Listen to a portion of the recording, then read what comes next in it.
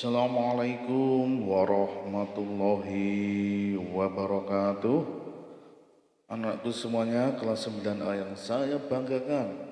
Anak-anakku, pada pertemuan kali ini kita akan bersama-sama membahas pembelajaran IPS yang ada di semester 2. Silakan disimak di buku kalian, buku Bupena IPS kelas 3 yang berada di halaman 53. Di situ ada soal-soal yang akan kita bahas bersama-sama. Nomor 1. Sebelum kalian jawab, siapkan ballpoint dan siapkan alat tulisnya sehingga bisa langsung sambil mencatat, sambil menjawab yang nanti langsung dikumpulkan ya. Nomor 1. Apa dampak positif pembangunan infrastruktur transportasi? Dampak positifnya apa? Memperlancar distribusi barang, jasa, dan manusia. Karena memperlancar distribusi barang, jasa, dan manusia, maka akan terciptalah perekonomian yang baik. Ketika perekonomian yang baik, makin baik, maka terciptalah kesejahteraan masyarakat. Ketika masyarakatnya sejahtera, maka dipastikan.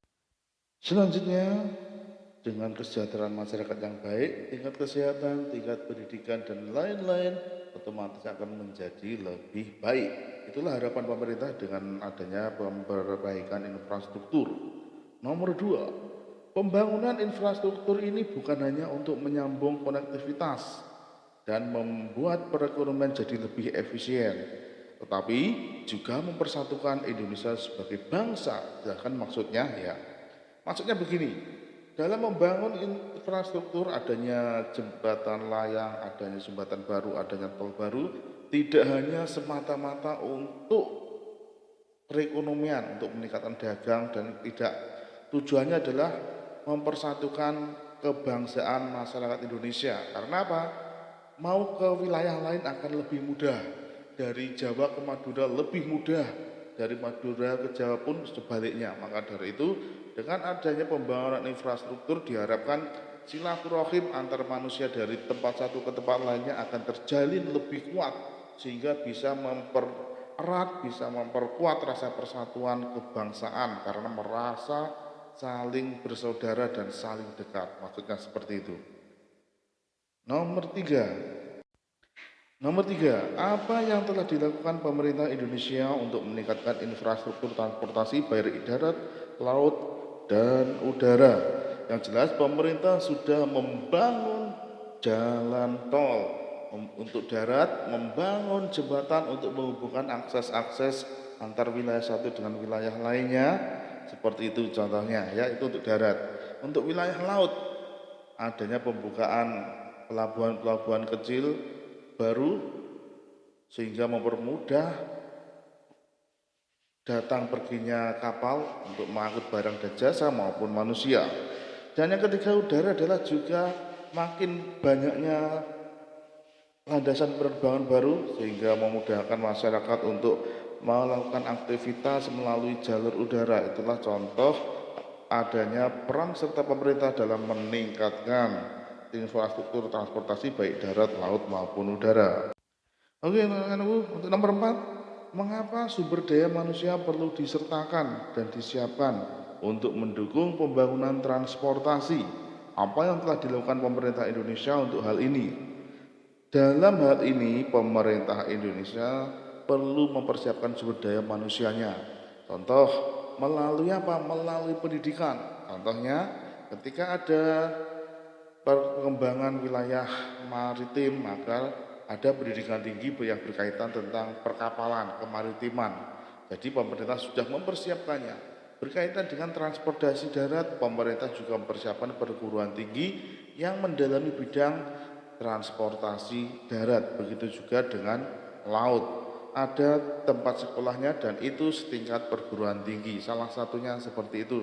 Dan masih banyak cara pemerintah dalam mempersiapkan sumber daya manusia untuk mempersiapkan perkembangan teknologi yang lebih maju. Oke anak-anakku, selanjutnya disimak yang ada di halaman 54. Kita melihat soal dengan benar atau salah. dihadapkan dengan alasan. Ada dua pernyataan, benar atau salah. Lihat ya, yang pertama, sebagian orang melakukan perpindahan tempat tinggal dari wilayah atau negara yang satu dan kondisinya lebih baik. Ya, betul ya, sebagian orang pasti ingin melakukan hijrah seperti yang sudah dilaksanakan Nabi Muhammad dari Mekah ke Madinah, betul ya. Pendapat yang kedua, manusia selalu berusaha untuk mendapatkan kesejahteraan hidup. Hal ini menjadi salah satu yang mendorong manusia untuk melakukan migrasi. Benar. Benar-benar dan ada hubungan sebab akibat, berarti jawabannya A. Karena tujuan untuk perpindahan adalah mencari kesejahteraan hidup. Yang kedua, agar kegiatan distribusi berjalan dengan baik, maka diperlukan sarana transportasi yang baik pula. Betul, kita lihat pendapat yang kedua.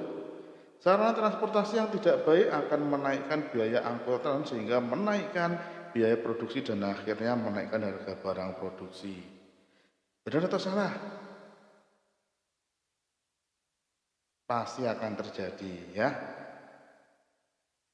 Benar-benar dan ada hubungan sebab akibat, jadi jawabannya A.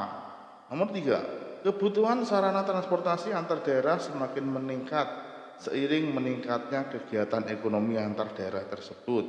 Betul. Yang kedua, masyarakat daerah akan menyesuaikan diri dan membangun sarana transportasi tersebut tanpa campur tangan pemerintah. Salah ya, pembangunan pasti campur tangan pemerintah. Pendapat pertama benar, pendapat kedua salah. Jawabannya apa aja kira-kira? Jawab sendiri ya, sesuai ada petunjuk kerja di atas. Selanjutnya dilihat nomor 4. Pendidikan memiliki peran dalam meningkatkan kesejahteraan masyarakat. Betul atau salah? Benar, karena dengan pendidikan masyarakat akan menjadi berilmu. Dengan berilmu dalam agama Islam, Allah akan meninggikan derajat orang yang berilmu.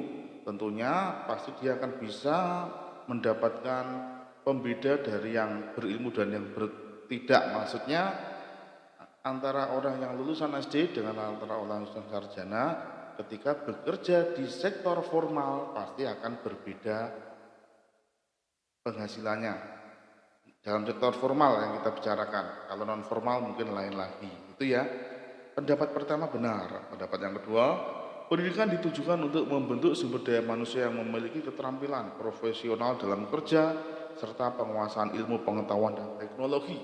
Pendapat pertama benar, kedua benar, namun keduanya tidak ada hubungan sebab akibat, sehingga dinyatakan benar dan benar tidak ada sebab akibat, yaitu jawabannya B. Nomor 5, lembaga ekonomi merupakan lembaga yang diperlukan dalam pelaksanaan kegiatan ekonomi.